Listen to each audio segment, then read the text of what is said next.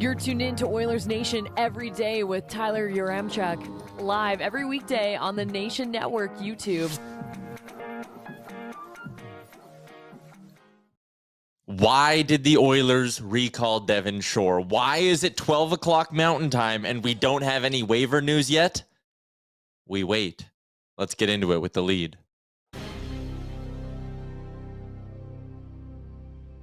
Who knows? Who knows what the Edmonton Oilers are going to be doing? I'm sitting here staring at my Twitter, waiting to give you potential waiver news the second it drops. Welcome into Oilers Nation every day. As always, coming to you live from the Sports Closet Studio, 3 locations in Edmonton: St. Albert Mall, Sherwood Park Mall, and Kingsway Mall. I'm still waiting. Hopefully our internet holds up today as well. You guys are active in the Nation Network YouTube chat. We're also streaming on Facebook and Twitter. Chris Walkling was in with the first comment. I missed the show yesterday to do a 3-hour training session. That sounds terrible. And it made me realize I'd rather watch the Oilers get blown out by the Habs than do that training again. Yeah, that about checks out. That about checks out. Okay. We are still waiting. It's 12:01. We haven't had anyone tweet out waiver news yet from anywhere in the NHL. The Oilers called up Devin Shore. All three of Jesse Puljujärvi, Derek Ryan, Warren Foegele, Kyler Yamamoto, all four, I should say, were on the ice today. Kyler Yamamoto, according to Ryan Rishaug, delivered a hard hit on Brett Kulak, and Rishaug took that as like he's ready to go. You don't lay a big hit in practice unless you're 100% ready to go. Gregor says the Oilers recalled Shore because Klim Kostin's not quite ready to go. Kostin was on the ice today, though. And the other thing, too, I know some people have speculated on this a little bit. Oh, if you put Kostin on LTIR, what does it do? Doesn't give you enough space, doesn't solve the cap crunch. Today, or I guess maybe tomorrow, is a bit of a breaking point here in terms of what the Edmonton Oilers want to do. And it's 12:02. We're still waiting to see if there's any news on that front. So the second that happens, we are going to give it to you. It's just that Devin Shore coming back up is really interesting because that tells me, yes, Kostin's not ready, but Yamamoto's probably ready to go on Wednesday. There has to be a corresponding move. There was I think it was our friend Ryan Holt who tweeted out yesterday that in Bakersfield, they have too many veterans. So there might be a thing there too where there's just too many veterans on the team where one of them has to sit out. And if Devin Shore is kind of that guy, then that's what it is. No Jesse Puljujärvi on waivers, just one player on waivers today in the NHL. And it's actually Wayne Simmonds in Toronto, who is a player that when he was on waivers earlier in the year, we had heard the Oilers debated it and thought about putting in a claim for Wayne Simmonds as a part of their, wanting to get tougher in the bottom six kind of thing. Elliot Friedman says Simmonds on waivers. I believe this is a paper transaction, so maybe a sign that something else is going on in Toronto. But as for Edmonton, Jesse Puljujärvi not on waivers. Both players from yesterday cleared waivers, by the way. That'd be Spencer Martin and Axel Johnson Fallaby. So no Puljujärvi today. That's the news I thought we were getting. So you're fully expecting that to go down? I thought it was going to happen today, but Could it just be a thing that happens tomorrow? I'm not sure of the specifics on the cap with all of that. But I mean, you could always just send back Shore tomorrow. But the idea, someone has to go down if Kyler Yamamoto is playing tomorrow. And all reports are Kyler Yamamoto is playing tomorrow. So Puljujärvi stays with the club for now. We'll see what the next 24 hours holds. I think if you were going to put him on waivers, you would have done it today and gotten it kind of all but sorted out. Mm-hmm. Well, I think the interesting thing is, too, from practice today, that there was no Leon Draisaitl or Evander Kane. Yeah, neither of those guys seem to have got hurt at any point, right? Not that I've noticed. Kane obviously got in the fight against Ottawa, so maybe there's something there, but he obviously played against Montreal. Draisaitl's not really been the same since coming back from the All-Star break, so is there something lingering with him that they're giving him a day off? Could that be a reason why Puljujärvi is still on this roster? Mm-hmm. It's interesting. So these were the lines at practice. Gregor says to keep in mind no Draisaitl or Kane. So that top line, McDavid, New, Hyman, Kate, McLeod, Janmark, Foegele, Holloway, Ryan, Yamamoto. Kostin, Shore, Puljujärvi. So if Kostin's not ready, he's skating on line with Puljujärvi. Expect him to be a scratch. That what's listed as the fourth line there, I expect to not be a factor. And that would mean you got 9 guys up top and Draisaitl and Kane give you 11 skaters. So that would appear to be the group of 11 the Oilers are going to go with when they take to the ice tomorrow against the Detroit Red Wings. We'll have a full Sherwood Ford Giant pregame show for you then. Yeah, I don't know. Maybe something.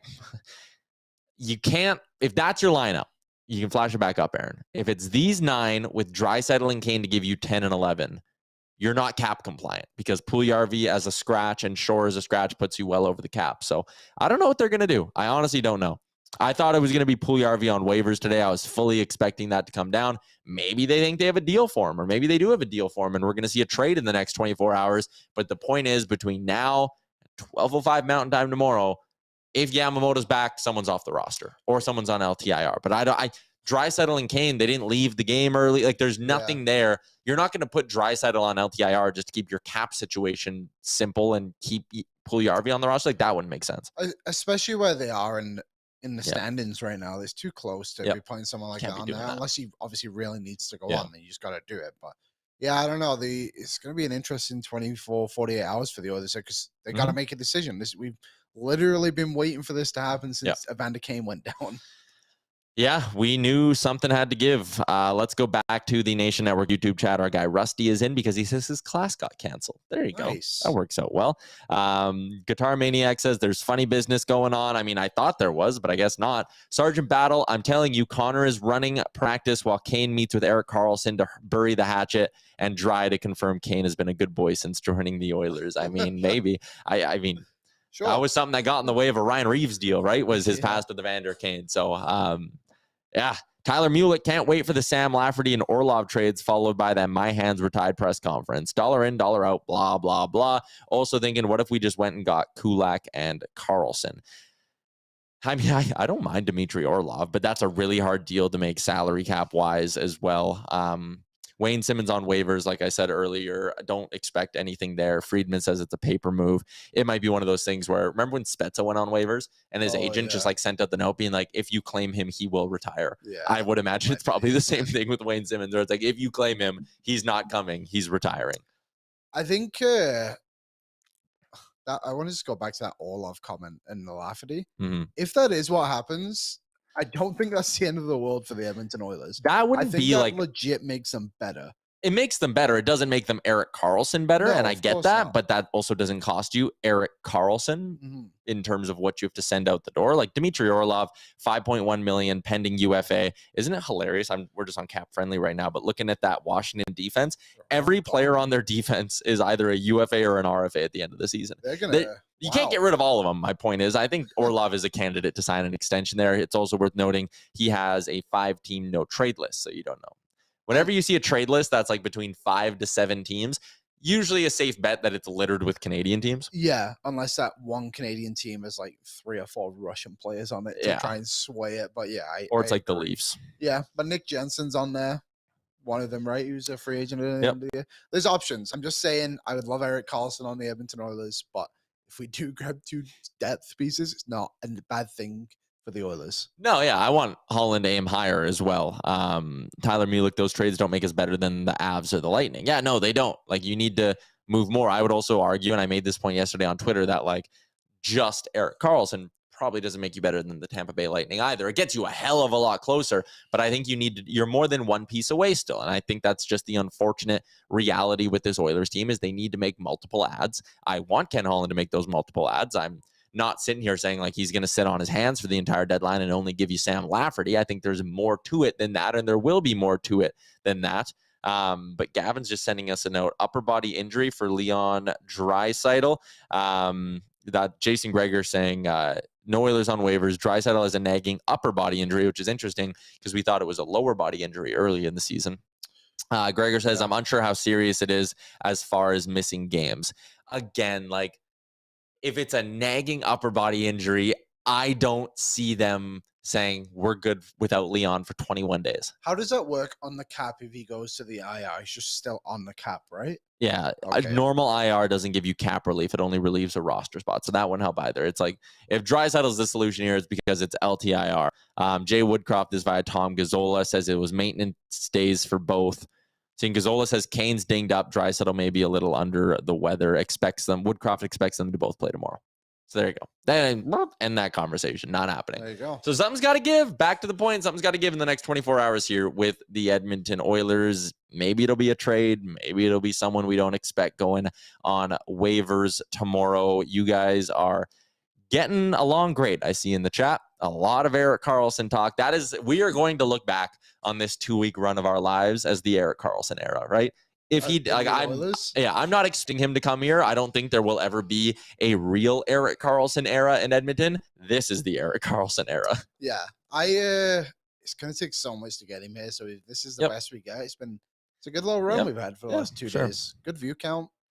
Yeah, I mean, you guys love when we do the trade talk stuff, which is why coming up a little bit later on in the show, we're going to do a little deadline matchmaker. Tyler Mulick says Chychrun and Ryan O'Reilly / Taves makes us better than anybody in the league. I agree with that. Yes. I think it would. I don't know if they have the assets to get both of those or all of those pieces, right? So I would love to see Ryan O'Reilly. I think Ryan O'Reilly alone puts you very close to Colorado's level just in terms of how good your offense would be and how solid your top 9 would be from parts 1 through 9. But yeah, as Cato says, Karlsson is the new Chychrun in the chat. And we can open up that conversation right now. It's been going around Twitter like crazy. We're going to be breaking it down on Oilers Nation Radio later today as well. I, again, will just go back to it's being talked about, and the Oilers have clearly made a call.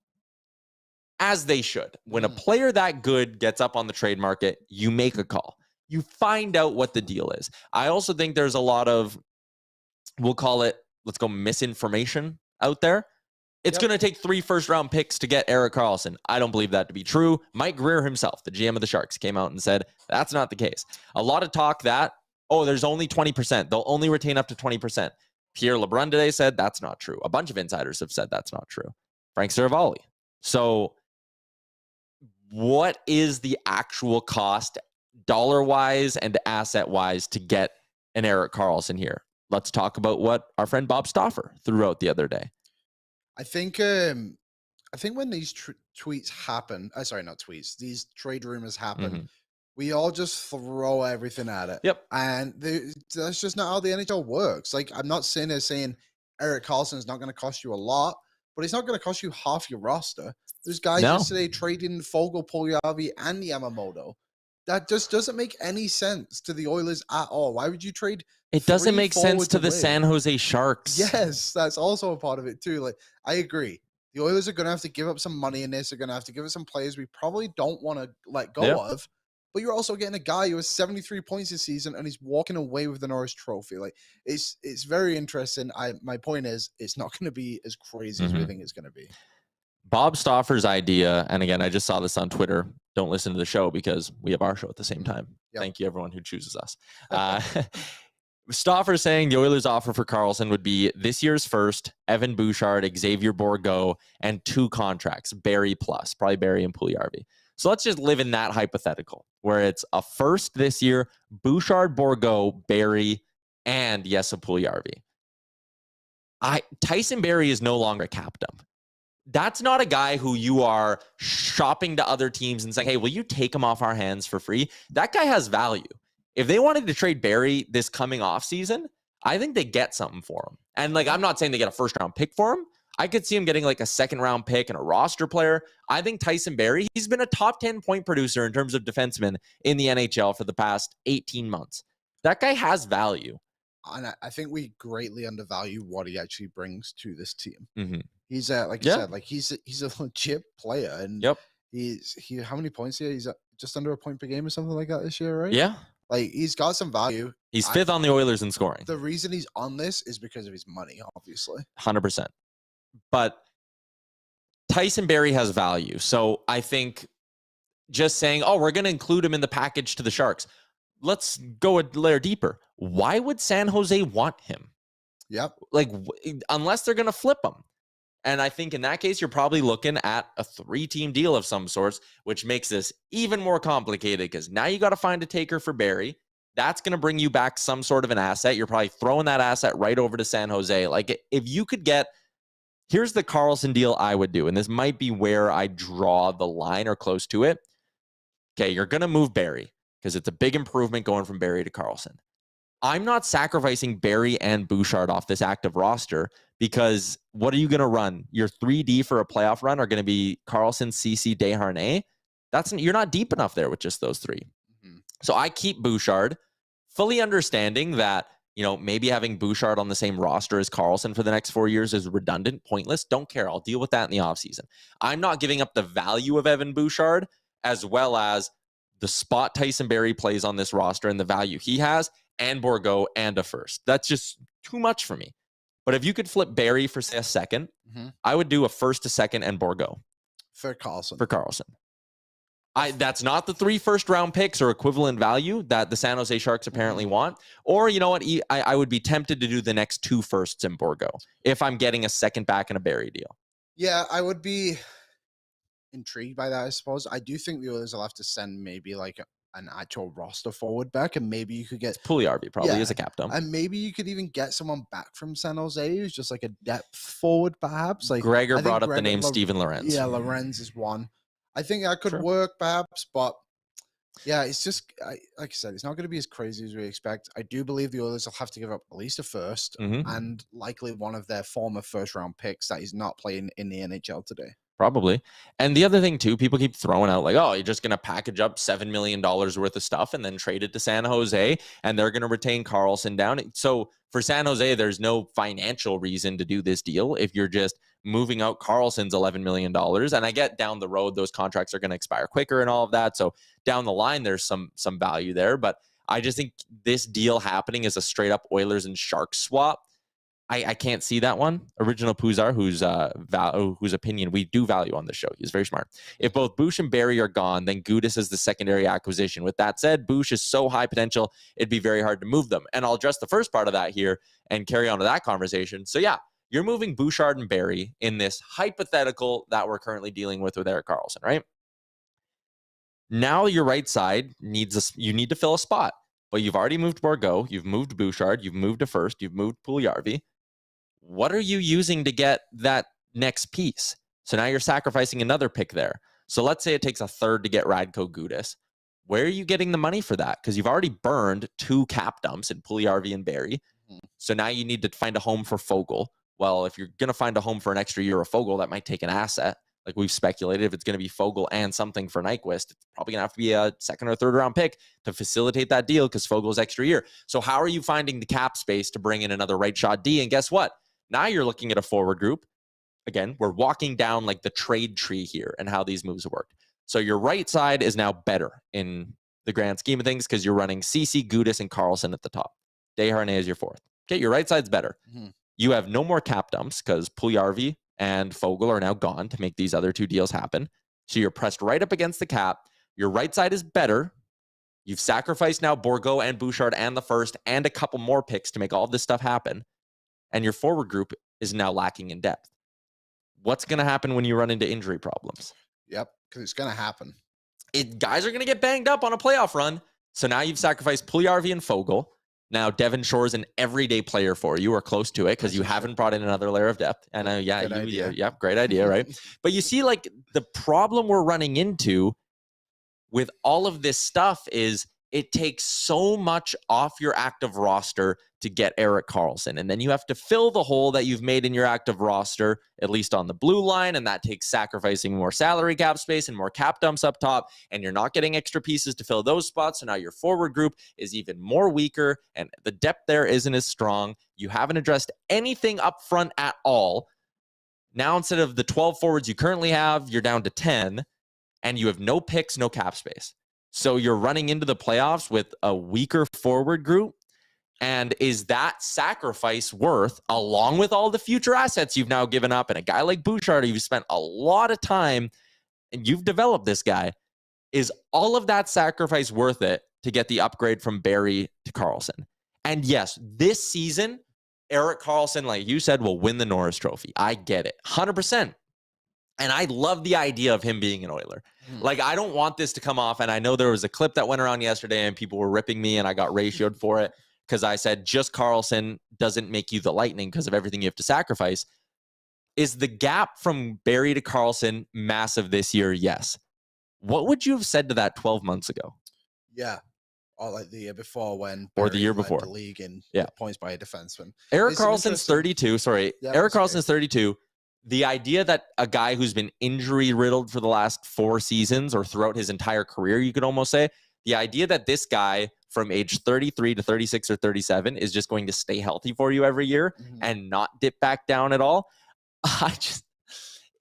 You're doing San Jose a favor. There is a reason they want to move this guy, or they're looking at it, right? Island Tony, last 2 seasons, Erik Karlsson was half a point a game. Tyson Barrie outproduced him those 2 seasons. And I get part of it was the Brent Burns thing. You know, there was a lot of cooks in the kitchen there, whatever. They're a struggling team. Karlsson coming here, if he gets here at the deadline, he's getting to the 100-point mark this season. He'd be the first D-man in 30-plus years to do that. You're sacrificing so much for a guy who, yes, this year makes you so much better. But I'm telling you, like, there's no guarantee that you get this Erik Karlsson, the one that we see on our screen, 73 points in 54 games. There's no guarantee you get him the next 3 seasons. And you're paying like you're going to get that guy.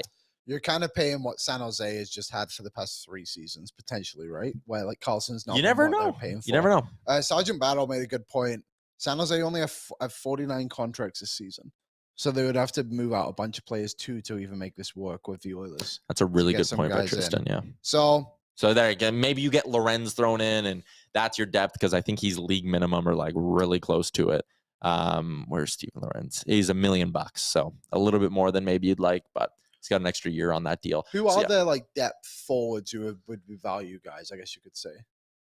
Depth forwards that would be value guys. That could actually play.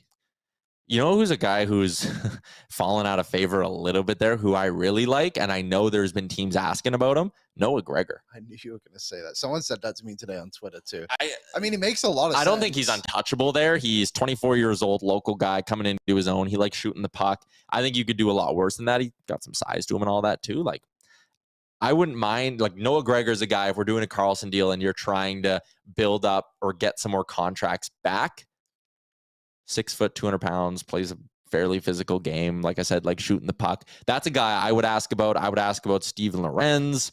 Other than that, there's no one on. Like, if they kept half of Nick Bonino, sure. But again, this is we are in this complicated deal, and we just spent 12 minutes talking about this, and there's just no. It's just so difficult to do. So hard. And people just seem to think it's this very easy, like, give up 3 firsts for Karlsson. Or like the people in the chat, give up Nurse. He's got a no trade clause. Also, that's dumb. Like, I don't know. People just keep living off this assumption that, like, Karlsson, 3 firsts, Oilers win the Stanley Cup. It's like, yeah, man, if that happens, I mean, GM of the Year award for Ken Holland, right? Yeah. But there's so much more to this whole thing. I don't know. If the Oilers can somehow pull this off and it all works out, then awesome. Yeah. I think there might be a way to do it by not giving up as much. But like you said, like if you do have to give up all that stuff, then there's just so many loops you have to jump through. It's just a difficult one when you can just maybe even go get like a Shane Gostisbehere, perhaps. The Ghost. Yeah. Who most people probably haven't seen for years because he's been playing in Arizona, but he is still in the league. Yeah. And I mean, obviously, he's not team stratosphere as Erik Karlsson. No. But the other point I'll make here is what other teams have we even heard remotely connected to Erik Karlsson? It's just Edmonton, man. Like, look around at what the insiders are saying. No one's sitting there being like, Karlsson is on the block and the Oilers and the Kraken and this team and that team and there's 5 teams bidding for him. No, from what we read, there's not. So if the Oilers are the only team like pushing hard or having these conversations, why should you have to give up 3 first-round picks to bail San Jose out of this contract? Sounds like the Duncan Keith situation all over again. So if we expect $11.5 million on the Bucks and the Oilers to move 3 other guys, there you go. Easy peasy. Teams that would make sense. Like I actually think the Seattle Kraken would make a decent amount of sense. How much money do they have available? Right now, it'd be tougher, but this offseason, they're projected to have $19.3 million. That's without, I think that's with the cap only going up $1 million. So they'll be north of $20 million once the cap fully jumps up, which it should be $3 to $4 million, a $3 to $4 million increase this year. And like, again, you think the Oilers have contracts they could send, like, I mean, the Kraken have contracts they could send to very easily equal $7 million, right? Even more than that, because they could stomach more than that. Cap Friendly has their projected deadline cap space at $2.5 million. So you could very easily make that work from a Seattle Kraken perspective. And I think that's an organization who'd probably be itching to get like a brand name star in there. Sell some jerseys. Yeah, sell some jerseys, really move the needle. We haven't heard about any other team being like really hot and horny for Erik Karlsson, except the Oilers. And then it's the Oilers, and it's like, oh, well, you got to give up all these assets and like deplete your depth and all of that. Ryan Osmond says the more Tyler talks about Erik Karlsson, the more gray hair he's getting. I really hope I'm a long ways away from gray hair. We're all a little closer than you think. I know. People are saying too how other teams aren't interested because other teams don't need right shot defense, first line right shot defense. Everybody wants right shot D-men. Everybody has a hole to fill. Yeah. Like we're all talking in here, Colorado with this elite team, which they are, but they're also still trying to replace Nazem Kadri this season. The Avs? Yeah. Yeah. It's like everyone has issues. Like people are saying the Oilers aren't better than Tampa Bay. I get it. Playoffs are different. The Oilers have beaten Tampa Bay twice this season. Yeah, they have. The Oilers are a very good hockey team, and a lot of people don't want to give them credit for how good they actually are. Yes, Tyson Barrie is what he is, but he's also part of that defensive core that took him to the Western Conference Finals last season. So I think we all need to take a little bit of a step back and think about what this team actually is before we're trading literally everybody to try and win the cup. And if you don't get Karlsson, a lot of talk, I think it was Deskra who says if they don't get Karlsson, then Gostisbehere will come here. And you're probably to get Shane Gostisbehere at 50% retained. You're giving up like a second or a third round pick, I think. Or it's like a third Nima line. Like whatever you got to give up to it's my point is I don't know details on that. I'm just spitballing shit for the sake of spitballing it. But the cost is going to be low. So again, let's live in a hypothetical world here because that's what we love doing on this show. Third Nima lining gets you Gostisbehere at half retained for the season. There's your lefty. There's a guy who moves the puck well. Again, it's not Erik Karlsson. I get that. Erik Karlsson's going to win the Norris Trophy this year, but that we've murdered that topic today. It is dead. It is laying on the ground. It's done. Somebody brought up maybe a possible destination for Karlsson. Who? This was Peter King. Carolina just had to put Pacioretty on waiver on the LTIR. They have $10 million now in cap space. Can I shoot that down with one thing? Go ahead. How well did Burns and Karlsson work in San Jose? Well, they would have worked better if they had been given one more year, if you ask me. There you go. If you can get Gostisbehere for like a mid-round pick and a C-level prospect or a B-minus level prospect, and you use your first to get you O'Reilly, O'Reilly and Gostisbehere and a clean cut where you're not sacrificing Bouchard or Barrie or Bourgault. I don't know. I just think there's other options out there, and there's too many people who just see Karlsson's name pop up, slam their fist, and go, Ken Holland should be fired if he doesn't do it. And it's like, man, I beg you to give me a good, realistic trade option for this thing because I don't think it makes sense right now. Fully willing to eat my words if they find a way to get this done. Me too. But if it's I want it, and I don't want it to seem like I don't want Erik Karlsson here because I do, but I just want it to make sense. I want someone to explain to me a deal that actually lines up well and is in the realm of possibilities. Because right now, if you want me to say percentage chance Karlsson moves for the deadline, I'm anywhere, not just Edmonton, anywhere. I have it at 5%. And I feel like we're acting like this deal could happen in the next hour. Well, if he was going to get traded, apparently they would just scratch him. That's what teams do now. Gavrikov being sat tonight, but he apparently won't sign an extension with a Canadian team. Chychrun is just never going to play hockey again. So yeah. Did you see the Elliot Freeman tweet today about Gavrikov and Chychrun? I think that's actually really interesting. So he said today that Columbus has had interest in Chychrun before. So what they think they might do is move Gavrikov to then acquire Chychrun. So I think something to keep in mind about Columbus is obviously they've been terrible this season. Yep.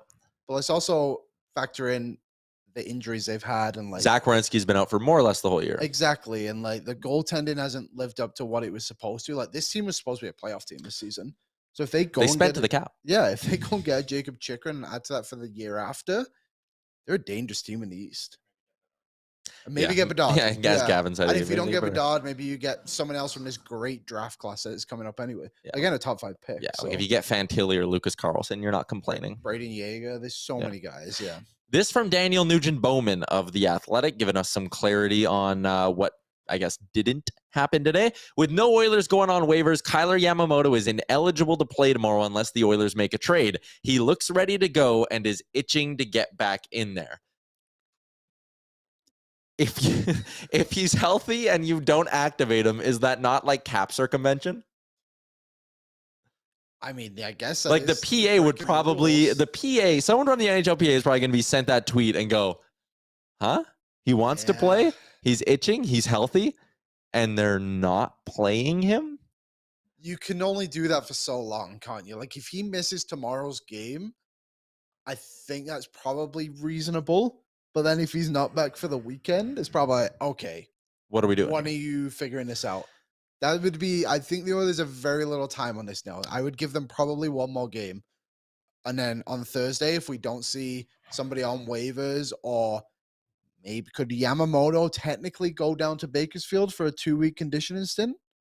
Could that be something that, or would his cap stay on? I don't really know how that works for him. I think you'd be okay. So maybe that's an option. I don't know. I'm just throwing some ideas out there, but they got to figure this out. Like we said before, they've been waiting for this moment since Kane went down, and we've all been like, all right, what are they doing? Like, they got to figure something out here, and it's got to be Puljujarvi or Fogle, right? To make it all work. It's just nuts. Bashin in the chat goes, so I know this hasn't been talked about yet, but stay with me here. Oilers trade for Karlsson. Yeah, I mean, we're having fun with it. Nick G, Duncan Keith shouldn't have retired. He was good. Duncan Keith doesn't retire. Evander Kane's no longer an Oiler. So that's the trade-off you had to make. You couldn't afford Keith's $5 million cap hit. Tyler Mulick, Jackets get Bedard and suddenly they're nasty. Yeah, I mean, if you get Bedard and Chychrun, like going into next year, I like that team a lot. Tyler Mulick, is Bertuzzi still an option? I would say yes. I think Verana would be a sneaky pickup from the Red Wings if you're looking to just, again, get another scoring option in your top 9. If you could flip Puljujarvi for Verana at half retained, it's probably more appetizing to the Red Wings than buying out Jacob Verana at the end of the season, because there wouldn't be a year of dead cap space. There'd just be a year of having to retain money on him. And if you're the Oilers, you get an option for 2 years, a guy who scores at a really, really impressive clip. It's a decent idea.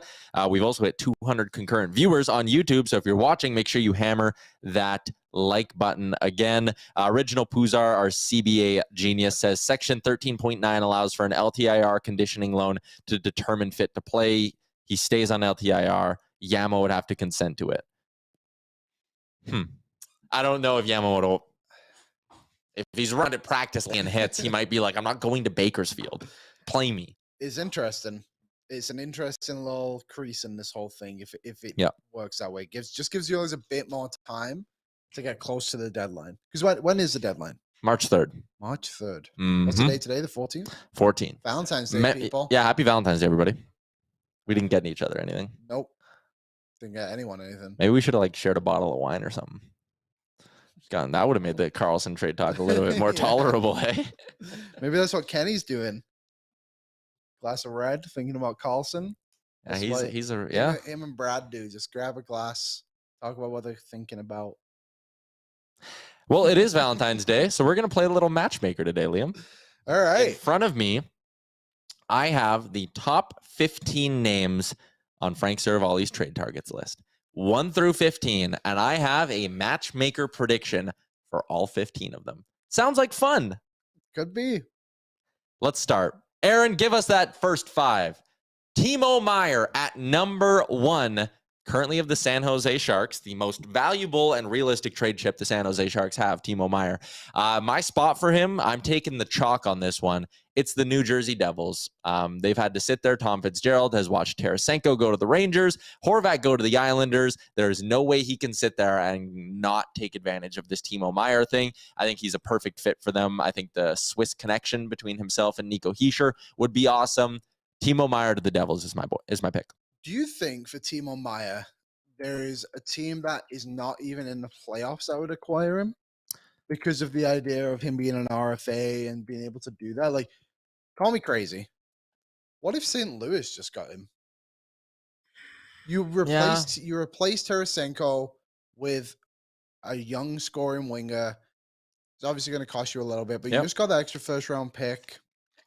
Could get another one coming for O'Reilly. Maybe that's what you do. You'd be like, hey, Timo, like, we're obviously not making the playoffs this year, but we also have Jordan Kyrou, Robert Thomas, and we're going to pay you. Other guys, and we're going to pay you all this money. I don't think that's I like the San the New Jersey one because of the Nico Hischier, but yeah, maybe that's an option. I don't have any idea how much money they have, but they only have a projected 14.5 for next offseason. They got some guys. They're going to have to fill out a roster at some point. They have some expensive players too, like Shen, Buchnevich, Sods over $4 million. Kyrou and Thomas have those matching $8.1 million deals. Their blue line is crazy expensive. I don't know if they can necessarily afford it. I think their core is kind of set. I do think there's also a chance that someone, maybe like a Carolina, looks at Timo Meier and says, hey, we're going to get you we're giving up the first, the second, and the prospect to get you. And hey, we've no interest in signing you because that's not, they might not have room for that. We have no interest in signing you. We're just going to flip your RFA rights at the draft for a second rounder and a prospect, get a little bit back. Yeah.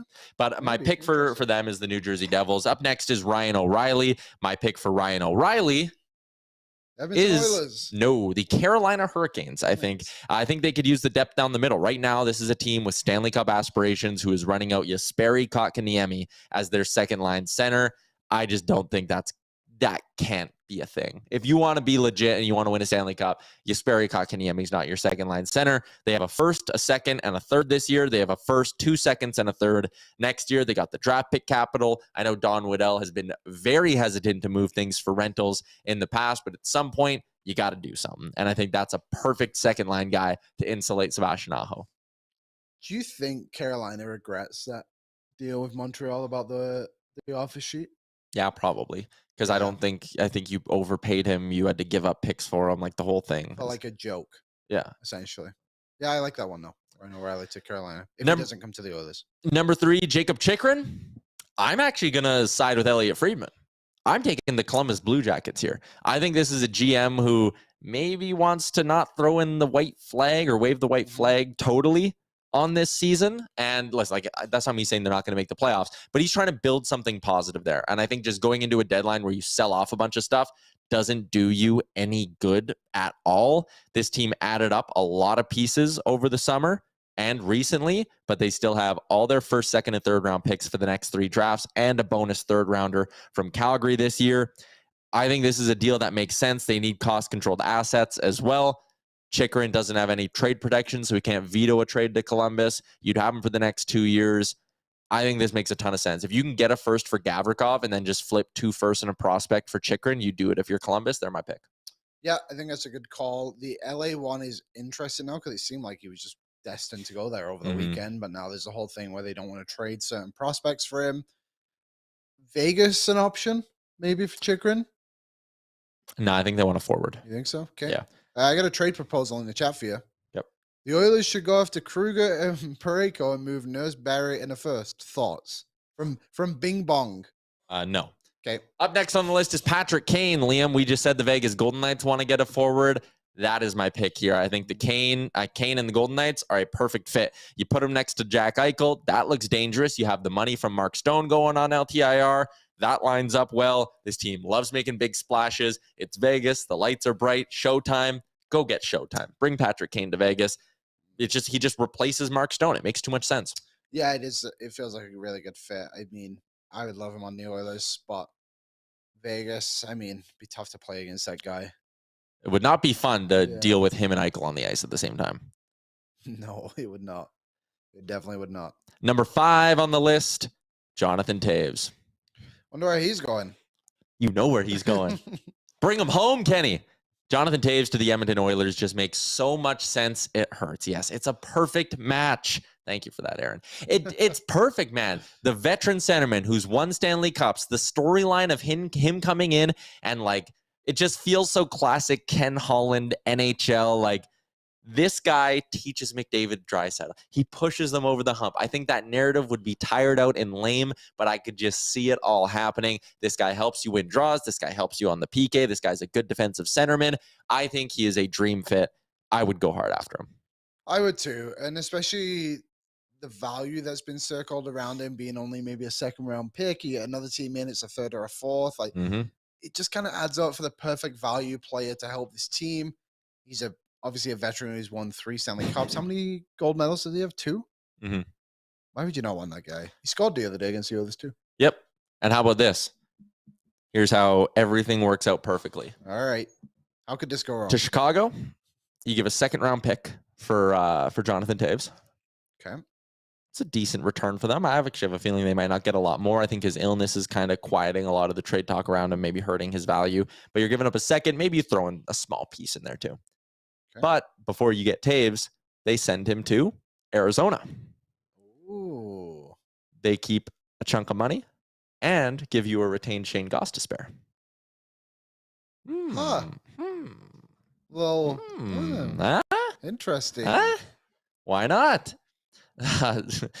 Just a quick break. You guys are speculating in the chat that maybe Ken Holland forgot to waive Jesse Puljujarvi today. I mean, it's always an option. You never know. He's sitting there. He's like 11:55. He's like, what did I have to do? He's like, got the dry cleaning, went to the rink for morning skate. What else? And he's like, well, whatever. All right. All of a sudden, he just bursts out of his seat over lunch. It's like, I forgot to do it. He did forget to sign that one prospect. That was like always kind of the fun rumor, but yeah. All right, Jonathan Toews have come to the Oilers. The next batch of 5, we start with Jake McCabe, who the LA Kings will miss out on Jacob Chychrun, and they will not want to miss out on anyone else. I think they go get Jake McCabe. He's got that no-trade clause that's probably going to prevent him from going to most of the Canadian teams. We've kind of heard Toronto is the only one he's open to, but I'm going to say that won't even be an issue. The Hawks flip him to the LA Kings, and they get back not only a pick, but one of those righties in the Kings system, like a Sean Walker. Do you think the Kings will then overpay for Jake McCabe if they miss out on Chychrun, just so they don't miss out on both? It makes sense to me as a guy who, again, he's pretty young. He could still grow along with your core. It's not going to take too much to get him, and the Kings have some right shot pieces they can move off for picks or maybe in the deal, and they'll view McCabe as a clear upgrade. I like that. Yeah, I think that makes sense. Vladislav Gavrikov, I have him going to the Boston Bruins. It's a little bit of like an off-the-board kind of pick, I think, because we haven't heard it connected a lot. But that Bruins team looks great in terms of their forward core. Pavel Zacha's having a good year as a depth piece. We know how good their high end is. I actually don't think they want to add another forward. Pasternak, Marchand, Hall, Coyle, Zacha, Bergeron, Krejci. They have 8 really good players in that kind of top 6, top 9. On the blue line, I think they could use just another option down there. They got some pieces they could maybe sacrifice in a deal as well. I like Gavrikov to Boston. I have an interesting name to go with, a team to go with Gavrikov. Okay. What about Washington? I'm just thinking the Russian if they could sign him. Maybe he'll re-sign. We just spoke about how they have no defenseman signed for next season. They don't. Maybe get ahead of the game a little bit. They got about $3.5 million in cap space, I think I just read. Seems like the kind of spot he'd sign in too, right? Like, and coming up, they have some good young Russians as well. The guy like Alexeyev, right?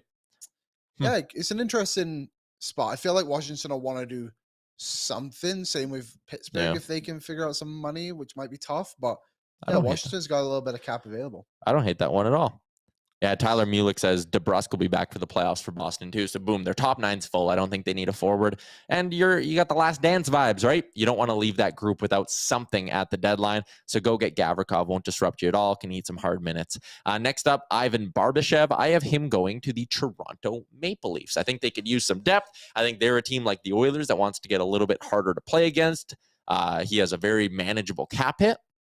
I think Ivan Barbashev is a guy that fits in well there. Would give him some size in their top 9. Yeah, I think it's a good fit. It's a very good fit. I mean, if they're waiving Simmons today, maybe this could even happen sooner rather than later. You never know. Never know.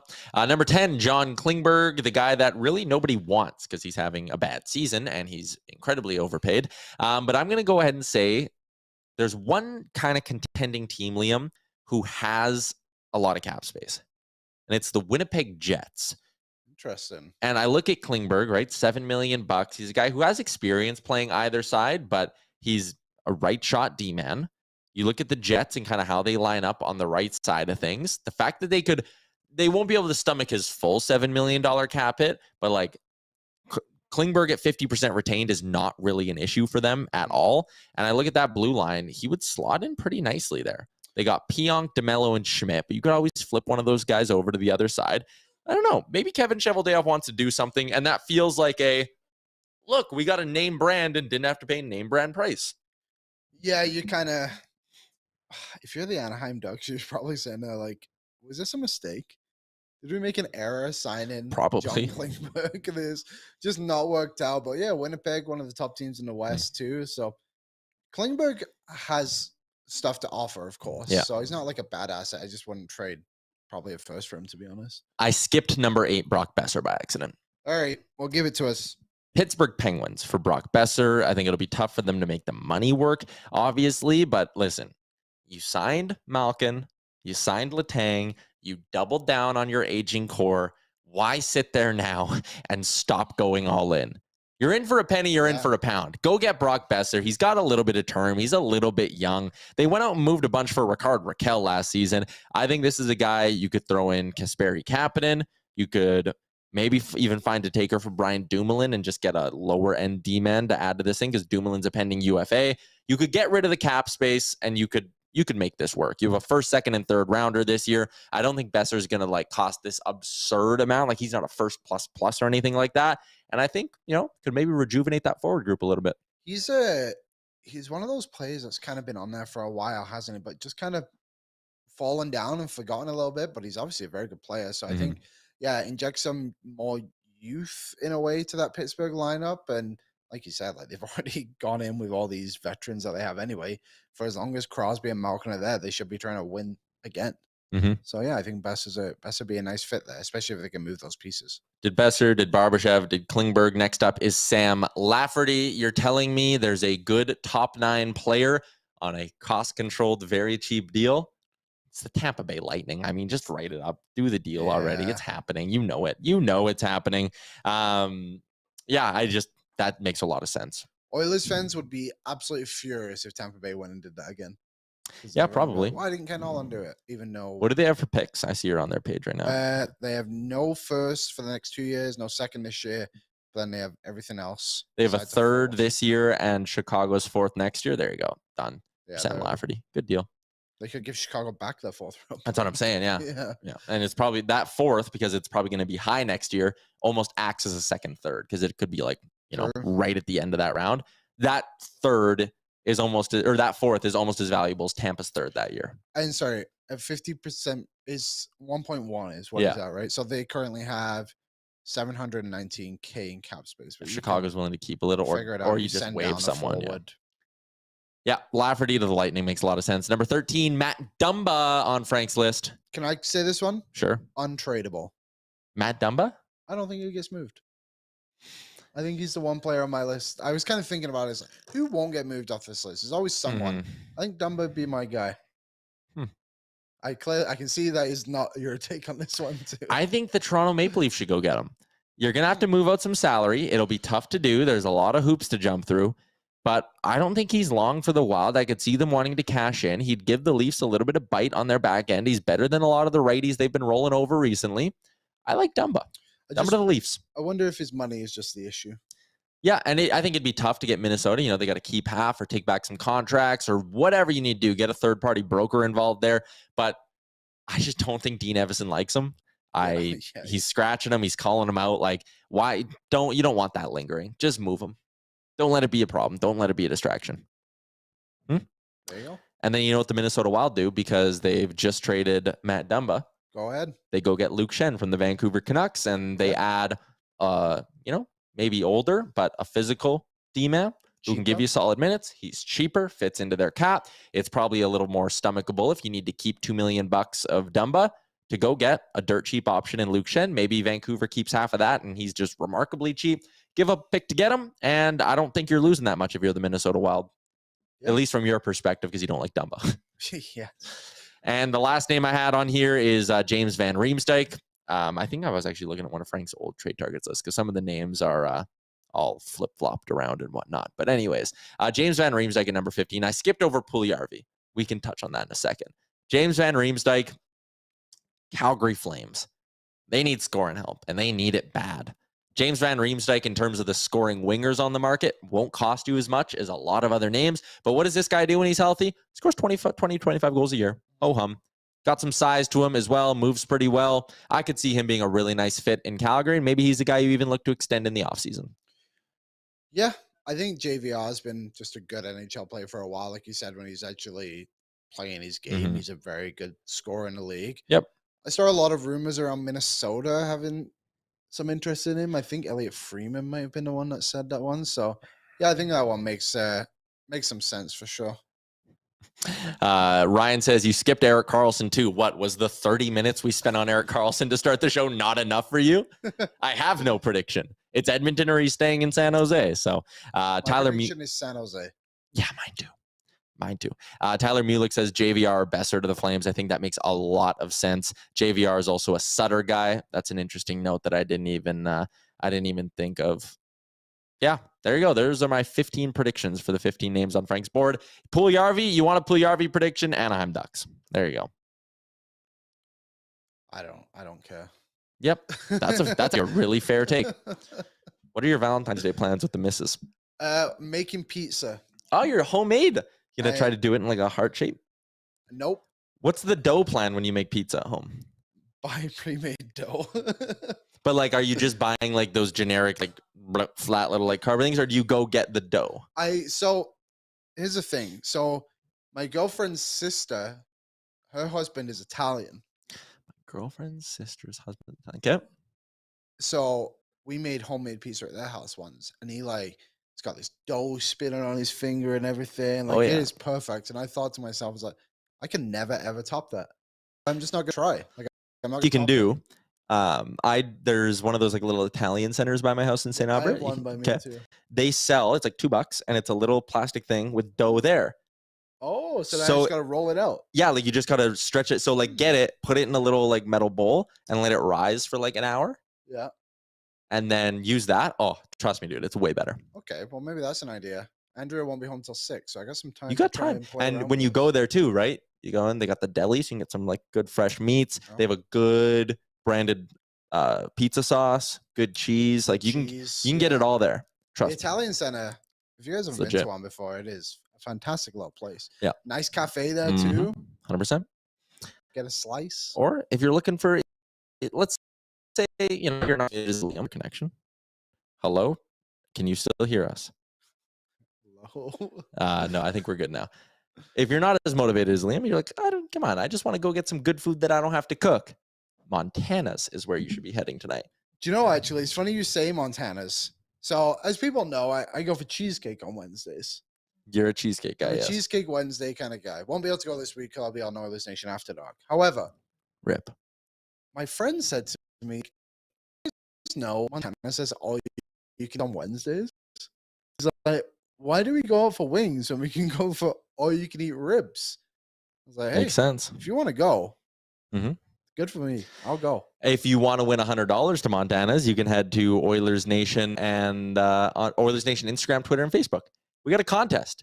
You need to go to Montana's. You need to snap a pic. It's a little bit of work involved here. Whoa, that was weird. I don't know what's going on. I think the internet is telling us we need to wrap up the show, but I really don't want to. Montana's $100 gift card up for grabs on our socials. So shout out to Montana's. Also shout out to our friends at Sherwood Ford. The Giant tomorrow is finally another Sherwood Ford Giant game day. Also, Star Mechanical, who Frank Seravalli tomorrow will be on, brought to you by Star Mechanical. Frank Seravalli has a new article up right now, Liam. Tyler Mulick said we should all read it together. He did his own Playing Love Doctor. Ooh. Deadline matchmaker. Ready for this? Here we go. You read that? No. Oh, he's teasing me. Head to dailyfaceoff.com for the full article. Patrick Kane, Edmonton Oilers. Oh, boy. Borgo Puljujarvi, a 2nd and a 5th. That's Frank's gift to me on Valentine's Day. Thank you, Frank.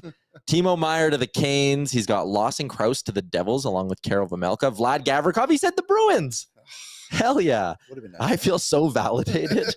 He says Barbashev to the Jets, O'Reilly to the Stars, Chychrun to the Kings for 2 firsts, Jordan Spence and Cal Peterson. Whew.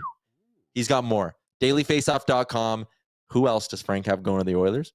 Go check out his article. Give it a read. Give it a read. He's on the show tomorrow, too, so we're going to grill him on that Patty Kane thing. Spicy. Should we do Betway quickly? Yes, we should. All right, Aaron, bring it up. Cha-ching. Okay. Liam, your picks. There we go. My picks. How could I go anywhere else but to the man, the myth, the legend, Erik Karlsson, with both picks? These are actually legit picks. The 2 points, he's hit this in 3 of his last 4, plus 155. Okay. And I know the shot prop isn't that juicy, but he's also hit that in 3 straight games over 2.5. Why not? If you want to stick on a San Jose theme, like I'm sure we'll all be watching that game tonight against the Pittsburgh Penguins, our boy Gavin said Timo Meier, whose shot prop is 4.5. Shooting from the parking lot. Even money has hit him what, Aaron? 4 straight games? 3 straight games. I called him Aaron. Gavin. Sorry. Yeah. There you go. There you have it, folks. Betway bets are there. I went 2-0 last night. I went almost perfect in my Super Bowl bet, so maybe I'm hot right now. I don't mind it. I have a shot prop parlay that is Taylor Radish of the Hawks and Nicholas Backstrom in Washington. Pays plus 143. Play them together. They're both at 1.5. Also the over in Montreal and Chicago. I've been good with my over-unders recently, so I'm hammering the Habs Hawks over. There you go. People have noticed I brought up Karlsson again in the chat. Oh, well. Man, we had a lot of viewers today. This was a good show. Yes, thank you, everybody. Good show. Shirt for the Giant. Betway 19+. Please play responsibly. Star Mechanical, Montana's, and Sports Closet. Live from the Sports Closet studio. We were live for almost an hour, and we got Oilers Nation Radio to do. The wrap on today's edition of the show. Thank you so much for participating and tuning in. Frank Seravalli and Jay for a Giant pregame show. Tomorrow, it's going to be loaded. You won't want to miss it. Talk to you at noon Mountain Time, everybody.